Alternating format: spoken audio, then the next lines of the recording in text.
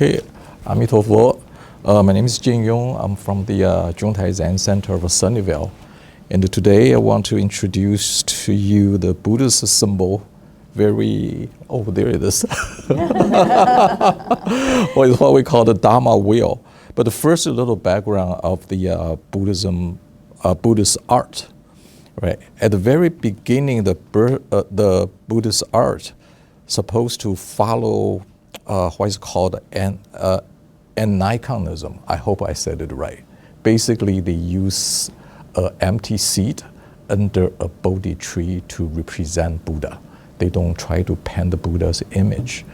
And but later, through the Mathura and Gandhara period, the Buddha's we start using Buddha's image, right? And that was further developed through different countries and regions where the Buddhism has gone to.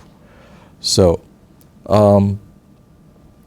so when Buddha was born, he was foretold to be either a wheel-turning wheel-turning king, supposed to rule the world, or he might become a spiritual leader. So his father, the empire, actually built up tall walls of a palace and staffed it with a beautiful, healthy man and woman and all the goods in the world to try to keep the prince inside the palace. But guess what? It didn't work. So he ventured outside the walls and saw some of the phenomena of our everyday life, which is that people go through the birth, aging, and getting ill, and the death, this period. He sort of opened his eyes and he decided to see how to transcend this cycle, right? So he left the palace and embarked on his cultivation path. But later, when the Buddhism art started appearing in different settings, the wheel-turning symbol stayed with the Buddhist art, even though originally it means a throne, represents royalty. But later, within the context of the Buddhism, it was first appeared on the pillar of King Ashoka. King Ashoka. I saw that pillar when I visited India a while ago. Our monastery took us there, and it was really amazing. After all these years, it's still as smooth as a baby's behind. Can I say that? It's wonderful, and with the symbol on there. So that's the first appearance. It's around the 3rd century. And I assume you may have heard the term about turning the Dharma wheel, right? Basically, it means to spread Dharma. Dharma means Buddha's words on Buddhist principles. And it's about wisdom and compassion, which are seen as the two wings of Buddhist teaching. All right. So now, why a wheel? And what we can gather is that the wheel means it's supposed to be continuous moving. It should never be static, right? Just think of our cars. It should never sit in our garage and let the wheel to rust. So Dharma wheel also means the Dharma itself should flow freely in our everyday life. We should use it, practice it, and never forget them. This will help us to practice and cultivate, and is never meant to be that Buddhist practice, never meant to be just sitting on a pad and meditate and do nothing. We want actively to apply them in our daily life and in our every action and in our every thought. That's what it can represent. And also, being the wheel of a car or a carriage, it means it can carry us through Dharma to the other shore, to become enlightened. There's the meaning in that. And also, the road of cultivation is a bumpy one, honestly. So The will help us to face the unfavorable conditions and overcome our afflictions and our desires, which is at the root of our suffering. So there's that meaning in there as well. And then the circular structure, the circle also means perfection.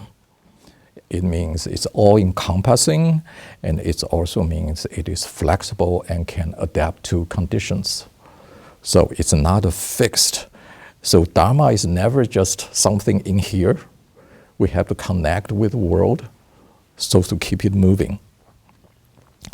And also, let's take a closer look of the wheel. In the middle, there are three whirling images or segment that we call. That means the Buddha, Dharma, as well as Sangha, right? And it is said, you can see this as Buddha as the destination of cultivation, the Dharma being the path, and the Sangha being the guide. That has been used to explain that.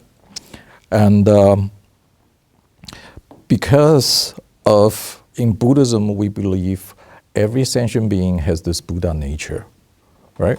So we all have the potential to become the Buddha. And from Buddha's point of view, because we already have the Buddha nature, we are all already a Buddha. Now, isn't that great? No, we can become a Buddha, and that's how have someone to see us like that. So, and also the rim of the wheel, it also means samadhi and the mindfulness. So our cultivation, our practice should be always there. We should always stand in our awareness and be mindful of everything. It also represents samadhi. Samadhi is because for us to allow the mindfulness to work, we need to have calmness of the mind. We need to have the clarity. And that's what usually meditation comes in, can help us.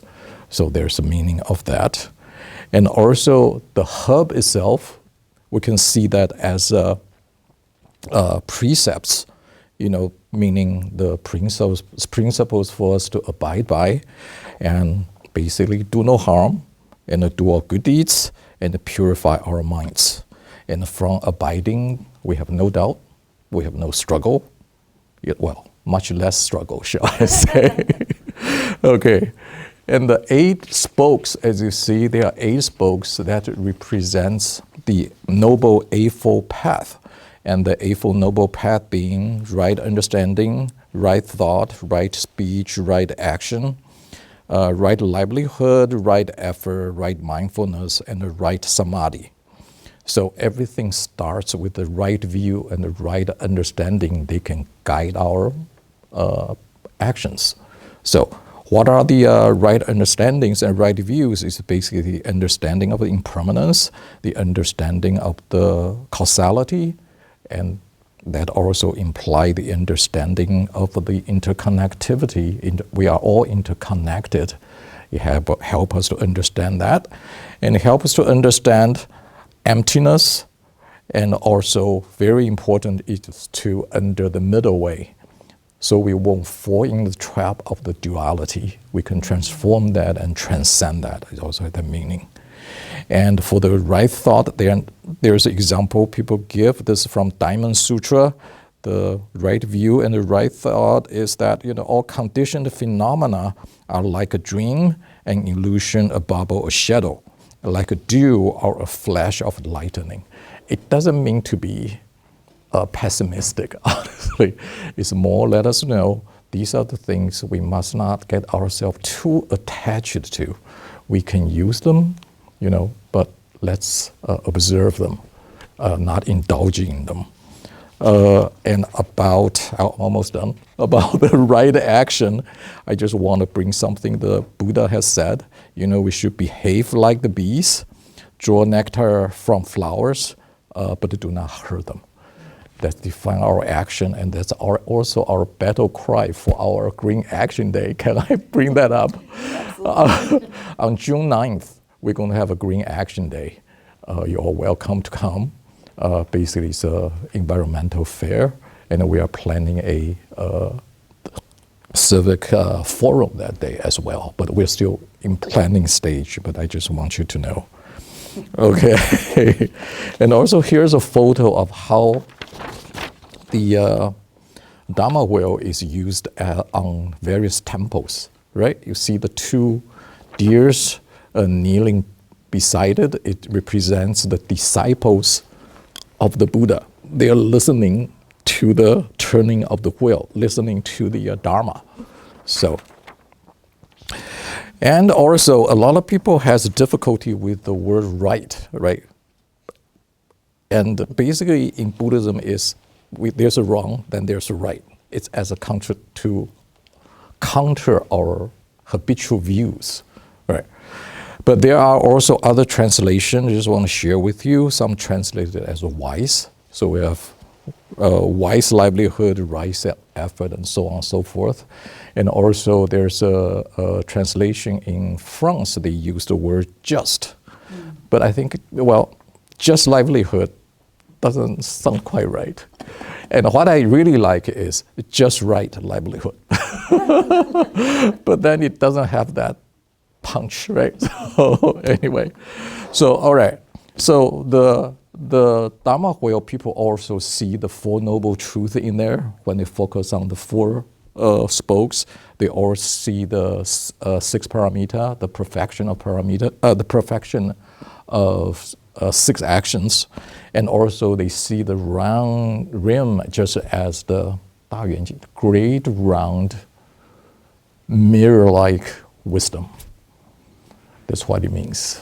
Thank you. All right.